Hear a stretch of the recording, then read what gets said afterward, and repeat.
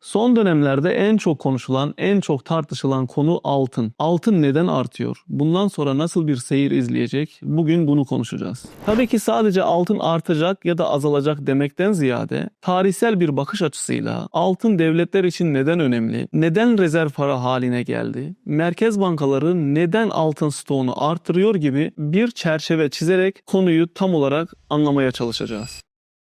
Tabii burada anlatacaklarımız kesinlikle yatırım tavsiyesi değil. Biz kendi bakış açımızla olayı anlamaya ve anlamanıza yardımcı olmaya çalışacağız. Biz altını nerede tanımaya başladık? Aslında şöyle geriye dönüp baktığımızda parayı kullanmaya başladığımız Lidyalılar döneminden bugüne altın en güvenli liman, ekonomilerin değişim aracı, herkesin itimat ettiği bir para birimi olarak görülüyor. Hatta devam eden dönemlerde Roma, Bizans, Osmanlı İmparatorluğu dönemlerinde limanlarda, pazarlarda artık ekonominin ortak dili haline geldi. O kadar ileriye taşındı ki tüm devletler para birimlerini altına endeksledi ve herkes her yerde basit bir kuralla ticaretini yürütüyordu. Yani cebinizde olan banknot karşılığı kadar rezervde altın olduğunu herkes biliyordu. Bu da ekonomiye bir güven getiriyor ve işlerin daha kolay yapılmasını sağlıyordu. İnsanlık tarihi boyunca altın sadece bir ziynet eşyası, bir süs eşyası veya bir birikim aracı olarak kullanılmadı. Aynı zamanda ekonomi çarklarının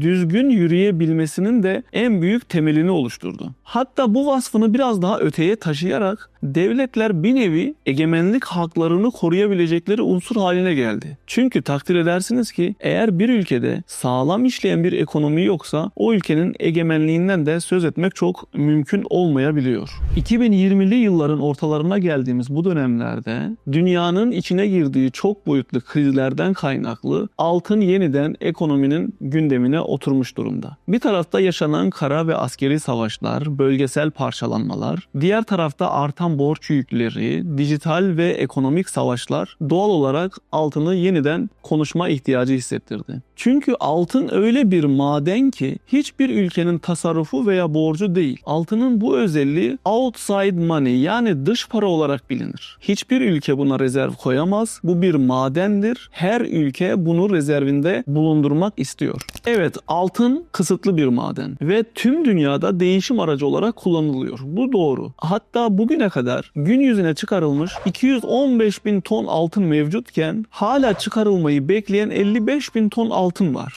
Bu altın enflasyonu çok düşük seviyede seyretmesinin en büyük nedeni. Herhangi bir dış etken olmazsa enflasyondan kaynaklı önümüzdeki yıllarda altının değer kaybetme şansı yok. Bütün bunlara rağmen altının bu kadar neden gündeme geldiği, neden tartışıldığı ekonomi dünyasında da cevabı aranan sorulardan. Merak etmeyelim, sadece biz değil tüm ekonomi dünyası tam olarak bu sorunun cevabını arıyor. Altından daha kısıtlı madenler olsa bile geçmişten günümüze ticaretin dili olması hasebiyle ve değişim aracı olarak kullanılıyor olması, ekonomilerin lokomotifi olması ve outside yani dış para özelliğinden dolayı yine de konuşulmaya, tartışılmaya yeterli bir neden oluşturuyor. Her şey yolunda giderken barış dönemlerinde altın üzerine kurulan bu ekonomi gayet takır takır işlemekte. Bugünlerde yaşadığımız gibi jeopolitik risklerin arttığı, krizlerin baş gösterdiği dönemlerde ne hikmetse bu sistem çatırdamaya başlıyor ve ön plana çıkıyor. Bunun en büyük göstergesini biz 1929 ekonomik buhranı ve 2. Dünya Savaşı ile gördük. 2. Dünya Savaşı'nda dünya öyle bir hal almıştı ki Avrupa harap olmuş, Almanya, İngiltere, Fransa ciddi kayıplar vermiş ve ekonomisi yerle bir olmuştu. Amerika ise toprak kaybetmeden bu savaştan çıkmış ve sanayisini güçlendirmişti. Ayrıca altın rezervlerinin de %70'ine sahipti. 1944 yılında daha henüz 2. Dünya Savaşı bitmemişken 44 dünya ülkesi bir araya gelerek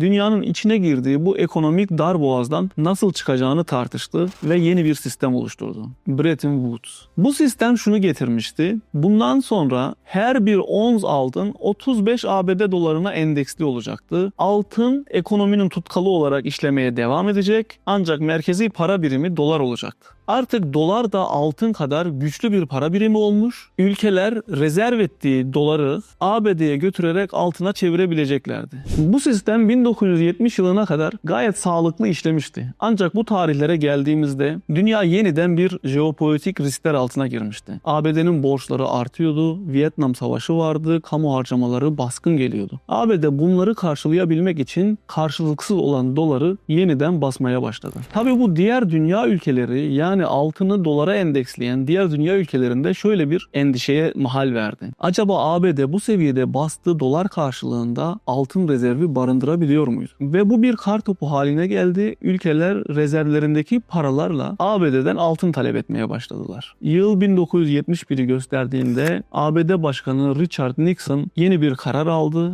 ve artık altın ABD dolarına endeksli değildi. Kasanızda bulundurduğunuz dövize karşılık altın vermeyeceğini beyan etti. Adeta piyasalar bir şok yaşamıştı. Nitekim buna da Nixon şoku denir. Bu durum insanlığa, devletlere bir kere daha şunu gösterdi. Herhangi bir ülke bünyesinde bulunan paraya güvendiğinizde aslında o ülkeye güvenmiş olursunuz. Siz dolara güvendiğinizde aslında Amerika Birleşik Devletleri'ne güvenmiş olursunuz. Bu sadece dolar için değil. Euro'ya güvendiğinizde Avrupa'ya güvenmiş olursunuz. Eğer o ülke sarsılırsa siz de sarsıntı geçirirsiniz. İşte tam bu tarihlerde üzerine bir de petrol krizi yaşanınca altın 1980'lerde bir ralliye başladı ve ons fiyatı 35 dolarlardan 20 kattan fazla artarak 850 dolarları gördü. Bu tür krizlerin arkasında iki önemli neden var. Bir tanesi jeopolitik riskler ve finansal stres, ikincisi ABD dolarının değer kaybetmesi, değersizleşmesi, dolar enflasyonu. Çünkü bu iki durum belirsizliği ciddi anlamda arttırıyor ve ülkelerin yeniden altın talebine dönmesini sağlıyordu. Bugün de yaşadığımız şey bundan çok da farklı değil. Dünya Altın Konseyi'nin 2025 yılı raporuna göre 2025 yılında dünya altın talebi 5000 tonu aşarak rekor kırdı. Altın ETF'leri 800 ton arttı. Bu korkunç bir şeydi. Altın tarihinde hiç görülmemiş şekilde 53 defa yeni zirve yaptı. Buradan dönüp tarihe baktığımızda ne kadar da birbirine benzeyen hadiseler yaşanıyor değil mi? Çünkü devletler bu tür durumlarda artık ülkelere güvenemeyeceklerini biliyorlar. Geçmiş bir tarihi background var. Nitekim yakın zamanda Çin ile ABD arasındaki gerginlik Çin'in ciddi altın stoğunu arttırmasına neden olmuş ve bu hareket de dünya ekonomisinde bir domino etkisi oluşturmuştu. Hatta artık bir adım daha öteye gidiyor devletler. Çünkü 2022 yılında Rusya rezervleri donduruldu. Devletler artık sadece altın stoğuna sahip olmayı da yeterli görmüyor. Bunu kendi kasalarında fiziki olarak görmek istiyorlar. Dolayısıyla Londra'da olan, New York'ta olan altınlarını da kendi ülkelerine geri çağırıyor durumdalar. 1970'te yaşananlar tam olarak buydu. Ekonomi çalkalanıyor, hisse senetleri değer kaybediyor, endeksler düşüyor, enflasyon hiper düzeyde artıyorken altın değer kaybetmiyordu. İnsanlar tamamen güvenli liman olan altına dönüyordu. Aslında benzer hadiseyi 2008 yılında mortgage krizinde de yaşadık. Amerika'da düşük faizle verilen krediler toplanamayınca bankalar ciddi finans darlığına girdi. Hatta batan bankalar oldu. ABD yine bu durumu toparlayabilmek için dolar basmaya başladılar. 2008 yılında tekrar ralliye başlayan dolar 2011 yılına geldiğimizde 800 dolarlardan 1900 dolarları aştığını gördük.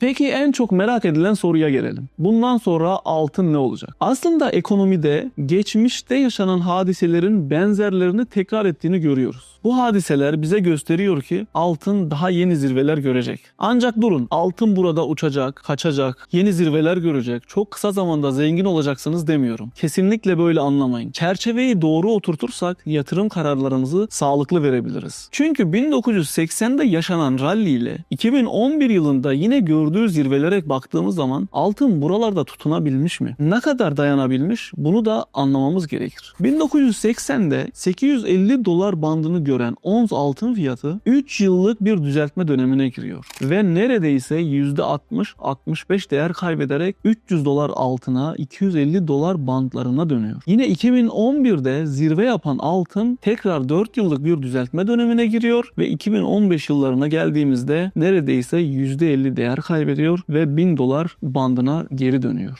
2015 yılından sonra peyderpey yükselmeye devam eden altın Covid kriziyle beraber yine bir hype yakaladı ve yükselmeye devam etti. Son dönemlerde yaşanan konjonktürel krizlerle beraber tekrar yeni zirveler gördü. Tabii altın yükselmeye başladığında FOMO ile birleşir. FOMO yani fırsatı kaçırma korkusu endişeyle hareketi tetikler ve insanlar aceleyle yeni talepler oluşturur. Maalesef ki acele piyasa balonlarının en çok sevdiği yakıttır. Bunu yakarak yeni zirvelere ulaşmaya çalışır. FOMO'ya yakalandığınız dönemlerde, bu tür hype yakalanan dönemlerde fırsatı kaçırıyorum, altın daha çok yükselecek, kesinlikle yükselecek diyerek satın almış olduğunuz bu fırsat düşmeye başladığında aslında yanlış yerden almışım, keşke almasaydım, biraz daha bekleseydim derdik. Halbuki altın her zaman aynı şeyi yapar. Anlattığımız bu hadiseyi doğru okuduğumuzda dünyada stres arttığında, finansal belirsizlik arttığında, jeopolitik riskler baskı yaptığı zaman altın güvenli liman oluyor ve yeni zirvelere gidiyor. Her şey düzelip güven tekrar geldiğinde altın bir düzeltmeye giriyor, normal seyrinde devam etmeye başlıyor. 1980 zirvesinden sonra yaptığı düzeltmeye bir bakın, neredeyse 20 yıl, 25 yıl yatay seyrini göreceksiniz. Altın ons fiyatı 5500 dolar seviyelerinde bu dönemde bir düzeltmeye girdi.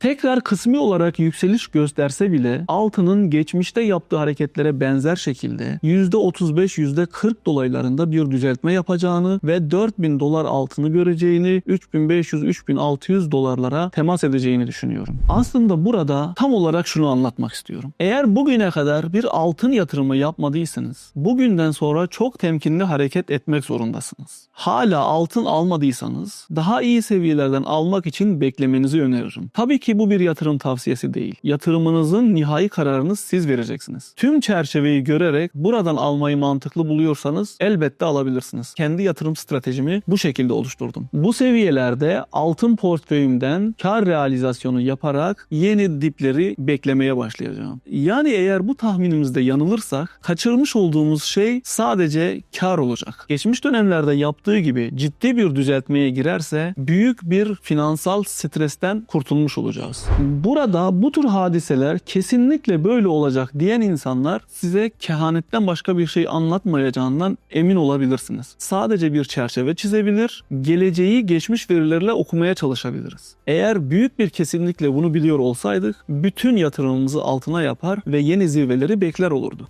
Altın konusunda söyleyebileceğim son şey şu: dünya normale döndüğünde altın yine bir düzeltmeye girecek ve normal seyrine geri dönecek. Çünkü bu tarz yükselişler hangi hissede, hangi emtiyada, hangi varlıkta olursa olsun düzeltme yapmak zorundadır. Eğer bugüne kadar altın yatırımı yapmadıysanız, yatırım yapmak için daha doğru seviyeleri beklemek en mantıklı karar olacağını düşünüyorum. Bu konuda söyleyebileceklerimiz bu kadar. İzlediğiniz için teşekkür ederim. Bir sonraki videoda görüşmek üzere.